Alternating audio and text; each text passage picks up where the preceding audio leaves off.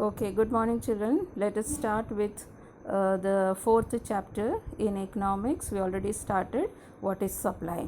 Now let us see what is the difference between stock and supply.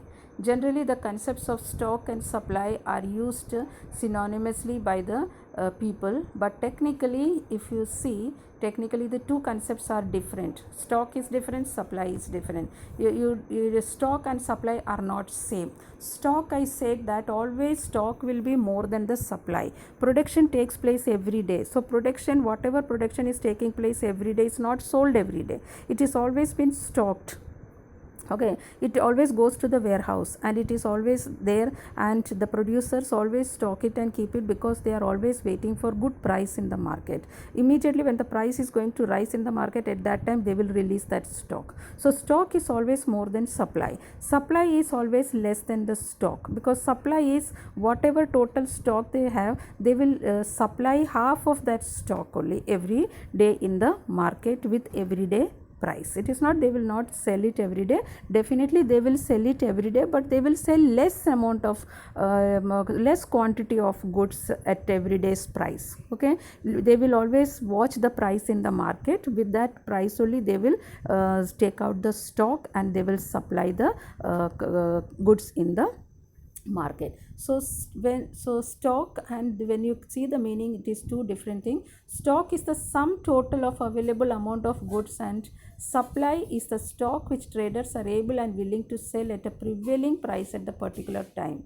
Understand? Supply is that the person is willing to sell at the prevailing price. Prevailing price means the market price and that particular day is called prevailing price. So at that particular time, at that particular day, on that day, what is the price in the market? According to that price in the market, the total they will supply some available quantity, that is called supply. And stock is the total, sum total means the total entire availability of goods and goods that they are producing every day. So stock is always is a very big amount of quantity, whereas supply is always depending upon looking into the price, how much they want to sell, only that much they will be selling. So that is the difference between these two things. So when the trader is not able and willing to sell the entire available stock at a given price at a point of time, then supply will not be the same as the stock.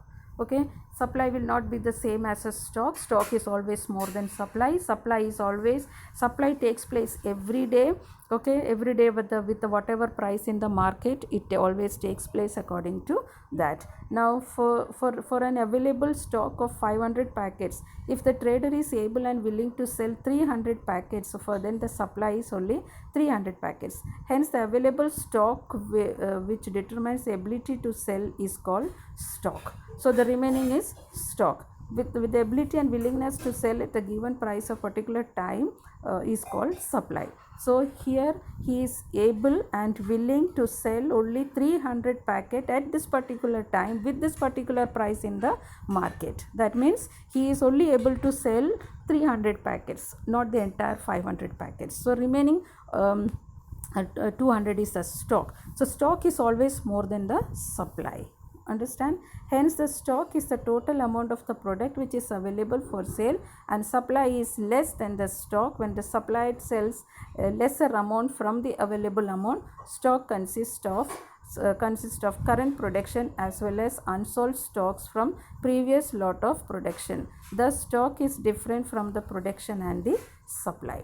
Okay, production is different, supply is different, and stock is different. Production is everyday production taking place. Every day the capacity to produce, suppose every day the capacity to produce is 100 tons. So production will always take 100 tons. 100 ton production will take place. Stock, all this everyday 100 tons or 100 unit will go on increasing in stock. So stock is the total sum of everyday's production. Okay, from that stock, a part of it will be supplying every day with the existing price in the market. So production is different, supply is different, stock is different. Understand? Stock is always more than production and always more than the supply. Supply is always less than the stock. Production is always taking place in the with the manufacturers. Okay, so these three concepts are very important to know, and all these three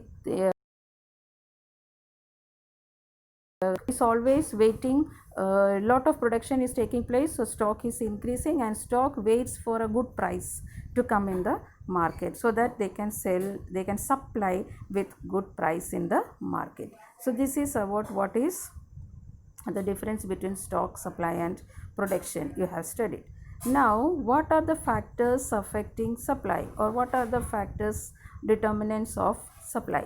The same thing you have studied in the demand chapter also. What are the factors affecting demand, or what are the determinants of demand? Okay, why does demand change? So demand is changing because of many factors. The same way there are so many factors that changes supply also. So here you have to see what is the factors that is affecting supply, then we will see what is the law of supply, what has to taken place in the law of supply. So what are the factors that is affecting the supply? First one is price, always price of the product.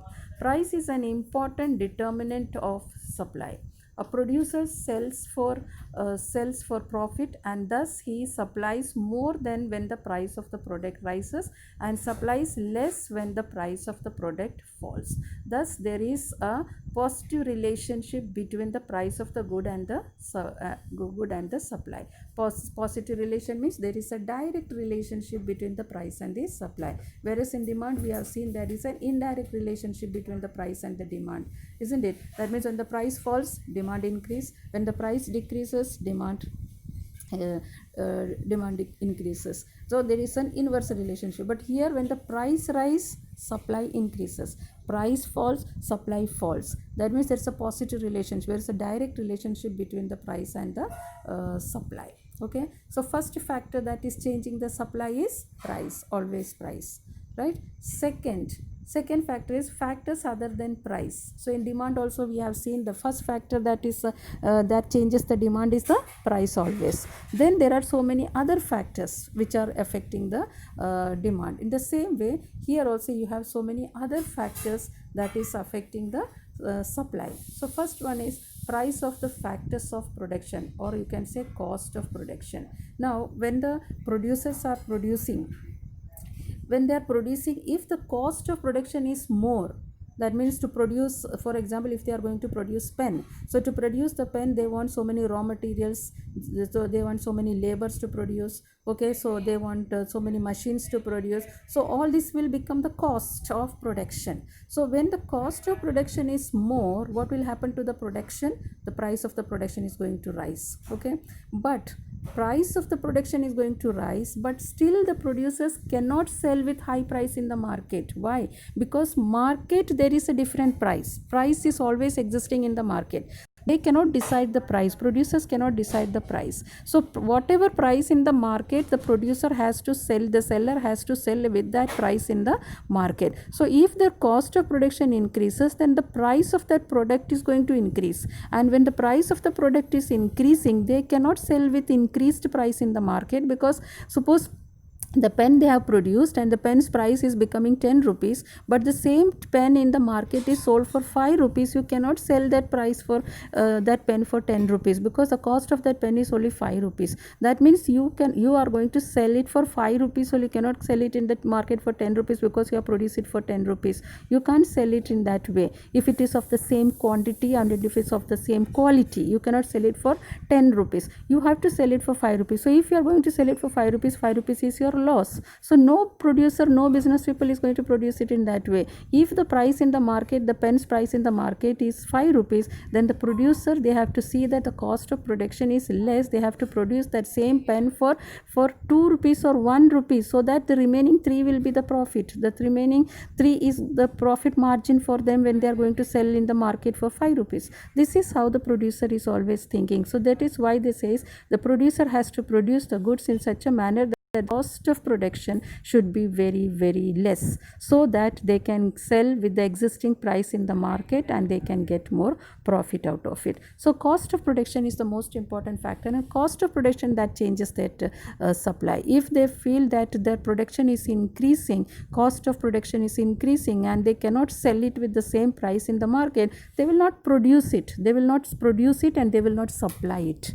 Understand? So supply is affected here because of the cost of the production. So supply is affected by change in the production cost. For example, when rent paid by an owner of land, wage paid to the labor decreases, the cost of production will also decrease. See, to produce something, he has to pay rent for the land, he has to pay wages to the people. So all this is included in your production. So production will decrease. When the cost of production decreases, profit will increase. If price remains same in the market, unchanged, means same in the market, so the seller is willing to sell with greater amount, he is going to get more profit. So the supply expands when the price of the factor falls, and when, if the cost of production rises, then vice versa will happen. That means the supply will contract, they will not supply with that high cost of production. Understand? So this is one factor, one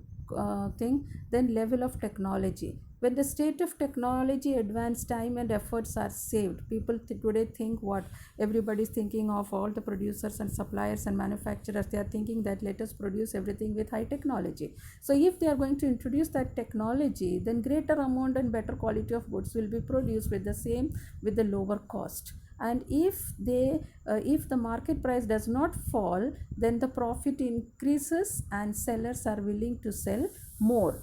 Why? Because whatever they have produced is the lower cost they have produced. So whatever price in the market is going to be profit for them. So supply will expand, and countries are also using more technology, because today technology is producing at everything at a lower cost for the producers. Very speedily they are producing, very cheaply they are producing with the help of the technology. So with the technology, production cost is less, so they can get more profit in the market, because market the price is good and they will get more profit, and that profit is because of the high technology.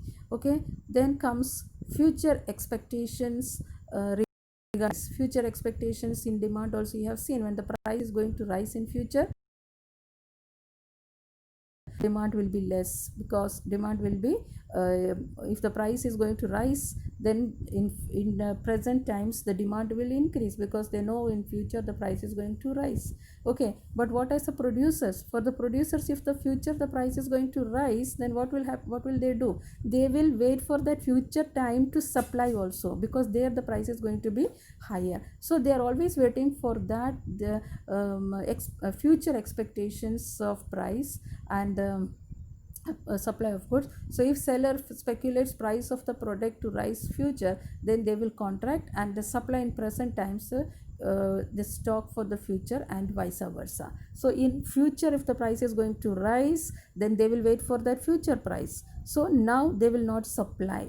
Okay, and suppose in future the price is going to fall, then all the supply will come now, because in future the price is going to fall. So all the supply, all the stock will come out now at this time. So this is how the supply is been affected. Then apart from them, there are so many other factors also. Political factors are there, natural factors are there.